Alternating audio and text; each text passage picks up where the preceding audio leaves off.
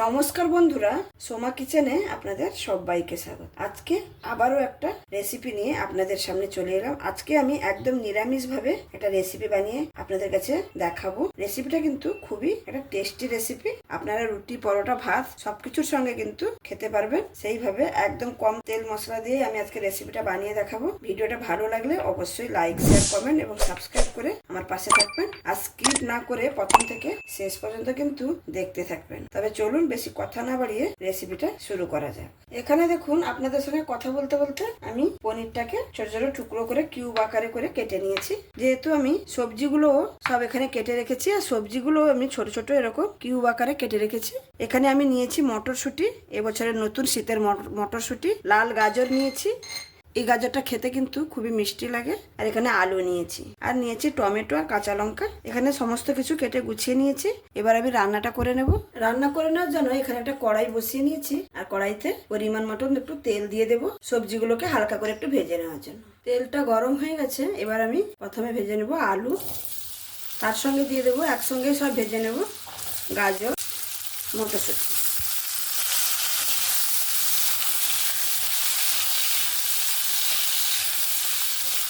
আমি পরিমাণ মতন একটু হলুদ দিয়ে দেবো, আর দিয়ে দেবো একটু লবণ।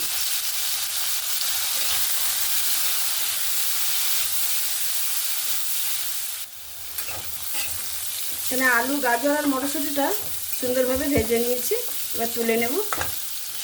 আলু, গাজর আর মটরশুঁটিটা ভেজে তুলে নেওয়ার পরে ওই সামান্য একটু তেল আছে, ওতেই আমি পনিরগুলো একটু হালকা করে ভেজে নেব।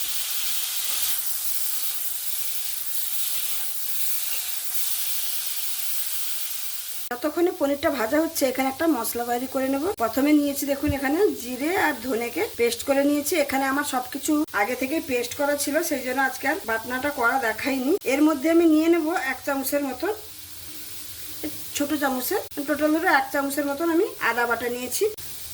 দিয়ে দেব ঝাল লঙ্কার গুঁড়ো, যেটার পরিমাণ মতন বুঝে দেবে। হলুদটাও পরিমাণ মতন বুঝে দেবেন। ভালো কালারের জন্য একটু কাশ্মীরি লঙ্কার গুঁড়ো, আর স্বাদ মতো লবণ দিয়ে এই মশলাটাকে ভালো করে একটা পেস্ট বানিয়ে নেব।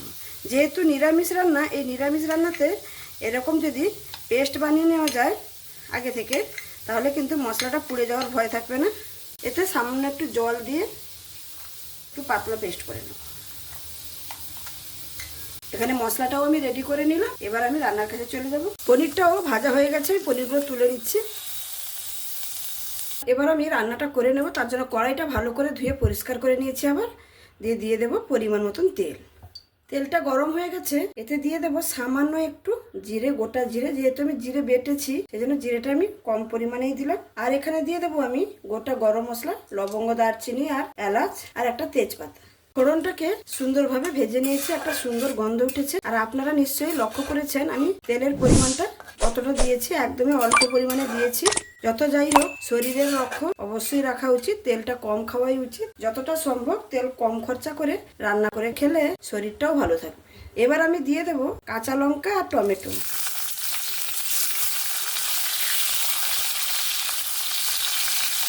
কাঁচা লঙ্কা টমেটোটা হালকা করে একটু ভেজে নেব। টমেটো আর কাঁচা লঙ্কাটা ভালো করে কিন্তু ভাজা হয়ে গেছে। এবার দিয়ে দেবো আমি যে মশলাটা করে রেখেছিলাম, সেই মশলাটা।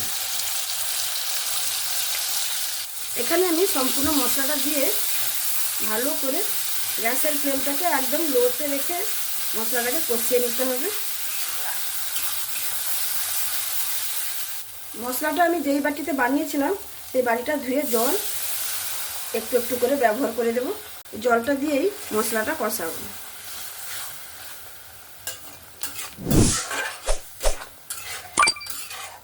মশলাটাকে প্রায় আমি 2 থেকে 3 মিনিট ধরে ভালো করে কষিয়ে নিয়েছি। মশলা থেকে তেল ছাড়তে শুরু করেছে। টমেটোগুলোকে আমি একটু খুন্তির সাহায্যে ভেঙে ভেঙে দিচ্ছি। মশলাটা এখানে প্রায় কষানো হয়ে এসছে। এবার আমি এখানে সামান্য একটু টক দই দিয়ে দেবো। টক দইটাকে আমি আগে থেকে ফেটিয়ে নিয়েছি। এই টক দইটা যদি আমি মশলার সঙ্গে একসঙ্গে দিয়ে ফেটিয়ে নিতাম, তাহলে কিন্তু দইটা কেটে যাওয়ার সম্ভাবনা থাকতো। আর সবসময় দই দেওয়ার সময় কিন্তু গ্যাসের ফ্লেমটাকে একদম লোতে রেখে কিন্তু দইটা ব্যবহার করবেন, না হলে কিন্তু দইটা কেটে যাবে। দইটা দিয়ে ভালো করে একটু নাড়াচাড়া করে নিলাম। এবার আমি এখানে দিয়ে দেবো সামান্য একটু চিনি। এই নিরামিষ রান্নাতে একটু চিনি ব্যবহার করলে কিন্তু খেতে ভালো লাগে, আর তরকারির ব্যালেন্সটাও হয়ে যায়, যেহেতু আমি দই দিয়েছি। আর আপনাদের যদি চিনি খাওয়ার বারণ আছে তাহলে অবশ্যই চিনিটা স্কিপ করে দেবেন। এখানে আমি মশলাটাকে প্রায় 10 মিনিট ধরে কষিয়ে নিয়েছি। মশলাটা সুন্দরভাবে কষানো হয়ে গেছে, মশলা থেকে তেল ছাড়তে শুরু করে দিয়েছি। এবার আমি ভেজে রাখা আলু, মটরশুঁটি, গাজর আর পনিরটা দিয়ে দেব, দিয়ে ভালো করে মশলার সঙ্গে মিক্স করে নেব। এই মটর পনিরের রেসিপিটা যদি আপনাদের ভালো লেগে থাকে তাহলে অবশ্যই লাইক, শেয়ার, কমেন্ট এবং সাবস্ক্রাইব করে আমার পাশে থাকবেন। আর যদি খুব ভালো লেগে থাকে তাহলে বন্ধুবান্ধবদের সঙ্গেও একটু শেয়ার করে নেবেন। সুন্দর মশলার সঙ্গে মিক্স করে নিয়েছি। এবার আমি এখানে দিয়ে দেব পরিমাণ মতন জল। আলু গাজরটা একটু সেদ্ধ হওয়ার আছে, সেই জন্য আমি জলটা আমার পরিমাণ মতন বুঝে দিলাম। এটা কিন্তু খুবই ঝোলঝোল হবে না, একটু গা মাখা হবে, যাতে রুটি পরোটার সঙ্গে সুন্দরভাবে খাওয়া যায়। জলটা দেওয়া হয়ে গেল। আমি এখানে একটু লবণটা চেক করে নেব। আমার এখানে লবণ কিন্তু একদমই ঠিক আছে। এবার আমি একটা ঢাকনা দিয়ে আরও 5 থেকে 7 মিনিটের মতন রান্নাটা করে নেব। আমি 7 মিনিটের পরে আবারও ঢাকনাটা খুলে নিচ্ছি। দেখুন কত সুন্দর তরকারিটা হয়েছে।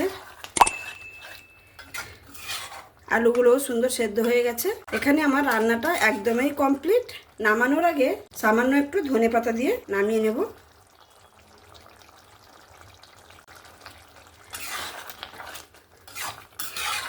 ধনেপাতাটা দিয়েও আমি ভালো করে নাড়াচাড়া করে নিলাম। সম্পূর্ণ রান্নাটা একদমই কমপ্লিট। এবার আমি পরিবেশন করে দেখাচ্ছি।